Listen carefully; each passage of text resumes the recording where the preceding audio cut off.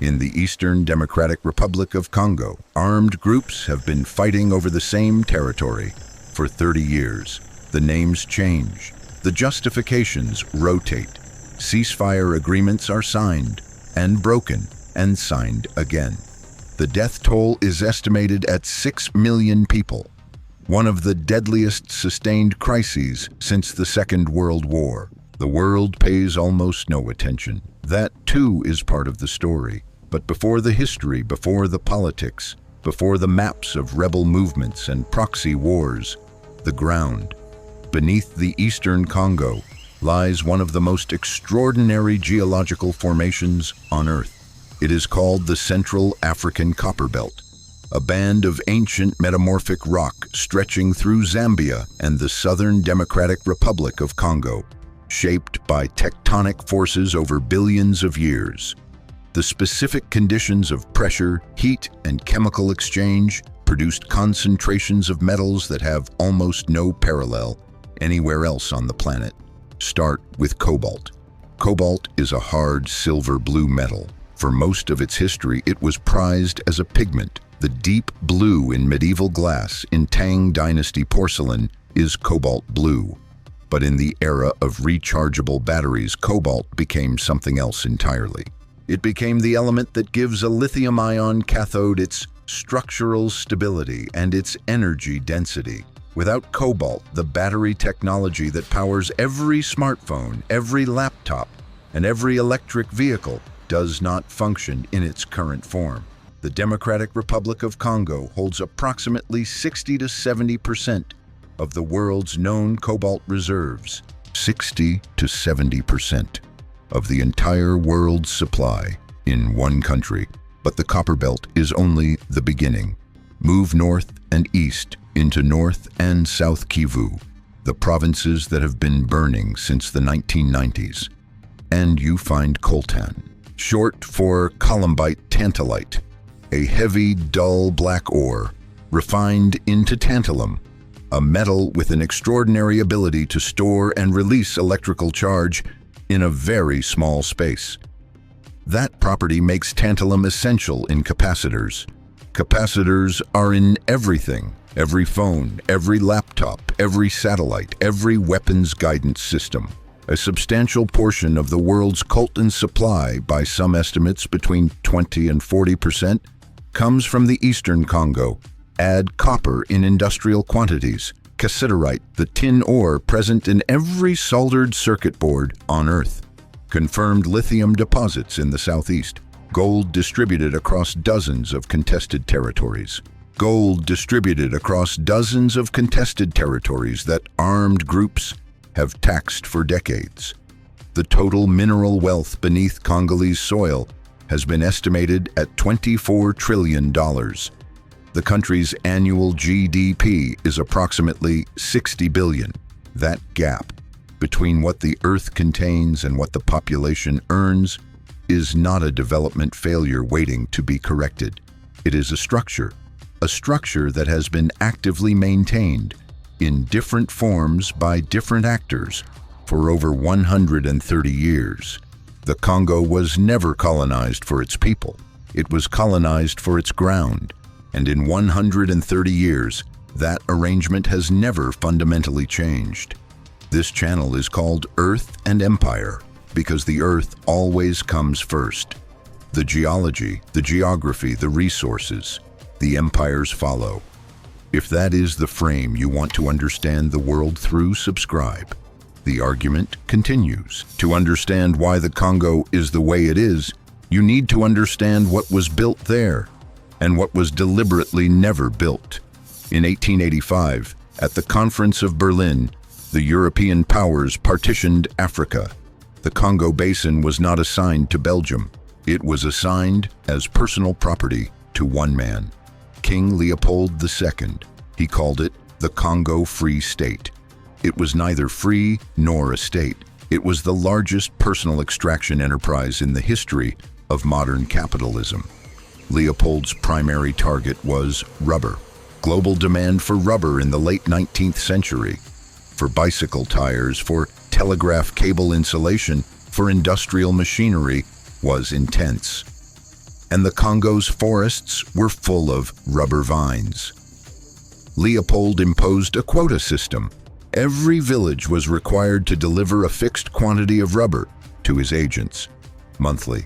Failure was punished systematically. Villages were burned. Soldiers were required to submit severed hands as proof that bullets had been used for enforcement rather than for personal purposes. Baskets of hands were submitted as administrative records. The death toll from Leopold's regime is estimated at between 5 and 10 million people. This history matters not only for its scale, but for what it built and what it chose not to build.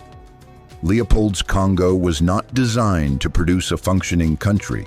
It was designed to extract a commodity at maximum velocity with minimum cost. No schools, no courts, no civil institutions worth naming, no trained administrators. Belgium absorbed the colony in 1908 under international pressure. The model changed in its rhetoric, not in its architecture. Belgian Congo's railways were built to move minerals to ports. They did not connect the interior to itself. The educational system was designed to produce functional workers and obedient clerks, not independent professionals or political leaders. Colonial policy explicitly prohibited Congolese people from holding senior administrative positions. It was not incompetence. It was the structural logic of an extraction system. When independence came in June 1960, Belgium departed and left behind fewer than 30 university graduates in a country of 14 million people. This was not an oversight. It was the logical endpoint of a system designed for extraction, not for governance. Patrice Lumumba became the first prime minister. He was 35 years old, politically inexperienced, and openly nationalist. He said publicly that the Congo's mineral wealth should serve the Congolese people. He had been in office for 67 days when the CIA began coordinating with Belgian intelligence to engineer his removal. The Katanga province, the geographic heart of the copper belt, the center of Congo's copper and cobalt production, declared independence almost immediately after Congolese independence itself. The secession was backed by Union Minière du Haut-Katanga, the Belgian mining company that controlled the region's output. Belgian military officers remained in place to support the breakaway state. The goal was unambiguous: keep the copper belt out of the hands of a nationalist government that might actually try to govern it. The ore beneath Katanga did not change anyone's political ideology. It changed the calculus of who was useful. Lumumba was captured, transferred to Katanga, and executed in January 1961. He was 35 years old. The CIA's involvement in his removal is documented in partially declassified Senate committee records and in the Belgian government's own subsequent investigations. What followed was Mobutu Sese Seko. Mobutu ruled for 32 years. He renamed the country Zaire. He renamed himself. He built a personality cult of enormous Baroque scale, while the country's infrastructure collapsed beneath him. Over his tenure, he extracted an estimated $4 to $5 billion from the Congolese state for his personal wealth. He was supported consistently and with clear knowledge by Western governments, by Washington because he was anti-communist and reliable, by the international financial system because debt mechanisms were profitable regardless of their effect on the underlying population. $4 to $5 billion stolen. 32 years of Western support. This was not ignorance. This was a preference. When Mobutu fell in 1997, the international community announced a democratic opening. What followed was the First Congo War, then the Second Congo War, then 30 years of successor conflicts drawing in 9 African nations, across a landscape whose political geography mapped almost exactly onto its mineral geography. The rebel groups that have cycled through the eastern provinces are routinely described as ethnic militias or as regional insurgencies. They are those things. the way any organization develops local dimensions when it operates in a place for long enough. But they are, in structural terms, extraction organizations with militias attached. They do not hold territory because of ideology. They hold territory because of what is in the ground beneath it. They tax the mines. They control the roads and the smuggling corridors. They take a percentage of everything that moves toward the border. The M23 rebellion, the armed group most active through 2024, has been documented as receiving direct support from the Rwandan military. Rwanda denies it. The conflict continues. The minerals continue to move. By the time the coltan reaches a smelter in Malaysia or a refinery in China, it is clean. The blood is in the mine. The metal is not. Meanwhile, a different empire was being constructed more quietly, more systematically, and more durably than any of this. China identified the strategic importance of Congolese minerals earlier and more clearly than any Western government. Beginning in the mid-2000s, Chinese state-backed companies began acquiring mining rights across the DRC, building operational infrastructure and developing long-term relationships with Congolese officials at every level of the system. By the early 2020s, Chinese firms had become the dominant force in Congolese industrial cobalt extraction. But the mine is only the first node in the chain. China also built approximately 80% of global cobalt refining capacity. This means that cobalt extracted from Congolese ground passes overwhelmingly through Chinese refineries before it enters the global battery supply chain. The entire cobalt pipeline from raw ore to cathode material is structurally a Chinese supply chain. It begins in Africa. It is organized by Beijing. This was achieved through capital, through patience, and through the willingness to invest where Western governments were too risk-averse to move. China moved first. It built the infrastructure. It signed the contracts. It did all of this at a time when Western governments were still categorizing Congo's mineral challenges as humanitarian concerns rather than strategic ones. The consequence is not merely commercial, it is architectural, the foundation of the global energy transition, the supply chain that will power the 21st century's dominant technologies, runs through a geography that one power has organized and another has only recently recognized it needs. Here is what the 21st century looks like from the ground up. You charged your phone this morning. The lithium-ion battery inside it contains cobalt, almost certainly from the Democratic Republic of Congo.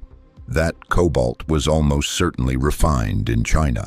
The war and the device are not separate stories. They are the same story, told at different points in the same supply chain. Now, scale that up. The global electric vehicle fleet will require vastly more cobalt, lithium, and copper than current production provides. AI infrastructure. The data centers and server farms that form the physical substrate of machine learning consumes enormous quantities of electricity and requires battery backup systems at scale. The energy transition, as currently designed, is not merely dependent on Congolese minerals, it is structurally contingent on them. The United States recognized this late. Only in the early 2020s did Washington begin treating Congolese mineral access as a national security concern rather than a development challenge. The language changed. Cobalt and coltan appeared on critical minerals lists. The Minerals Security Partnership was created. Diplomatic missions traveled to Kinshasa carrying the vocabulary of strategic partnership and alternative investment. China has a 15-year structural advantage. The processing plants, the operational mines, the working relationships, the long-term contracts, all of it was built patiently. The refined institutional knowledge of how to move material through Congolese infrastructure, this was built over Chinese timelines patiently and deliberately, without the political pressure that makes Western institutional capital avoid complicated places. You do not undo 15 years of strategic positioning with a diplomatic statement and a promise of investment. So, what would actually change the picture? A functional Congolese state, not a reformist government with better intentions. A state with the institutional capacity to negotiate its own contracts on equal terms, with functioning courts and a professional civil service, with a military capable of holding its own eastern border, with revenue collection from its own resources and the ability to spend that revenue on its own people, on schools, on hospitals, on the infrastructure of a country rather than the infrastructure of extraction. That state does not exist today. It has never existed.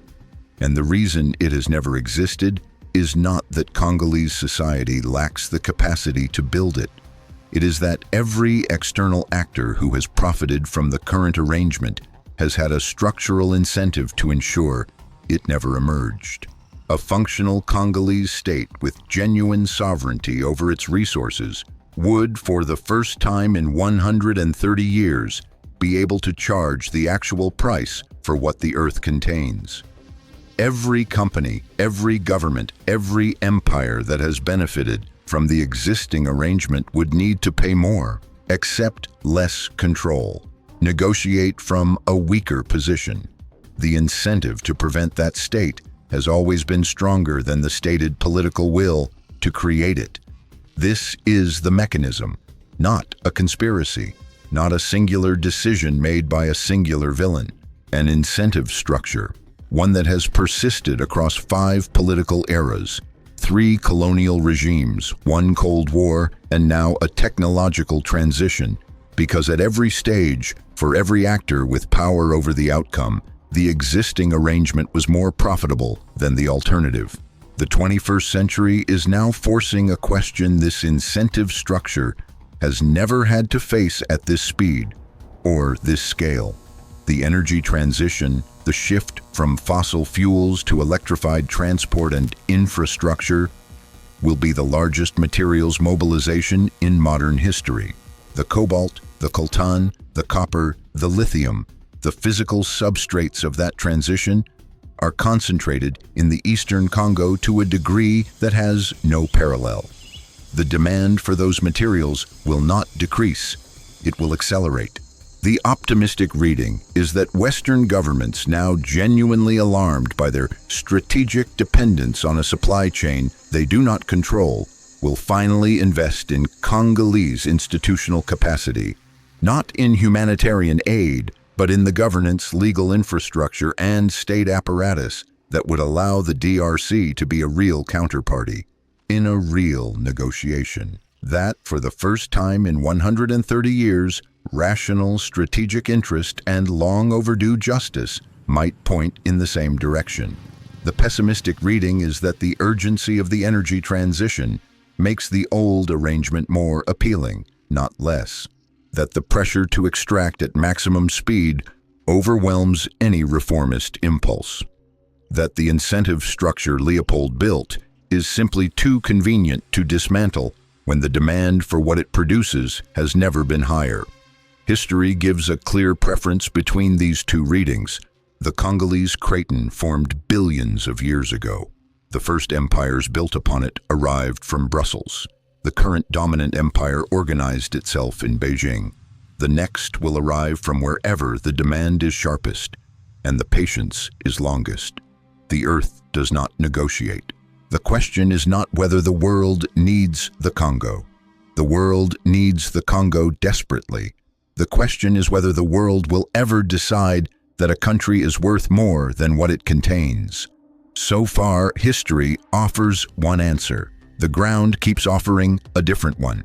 If you want to understand why the world works the way it does, not through political narratives, not through the news cycle, but through the physical systems that have quietly organized power for centuries, Earth and Empire is built for that. Every video follows the same chain, Earth, then Empire.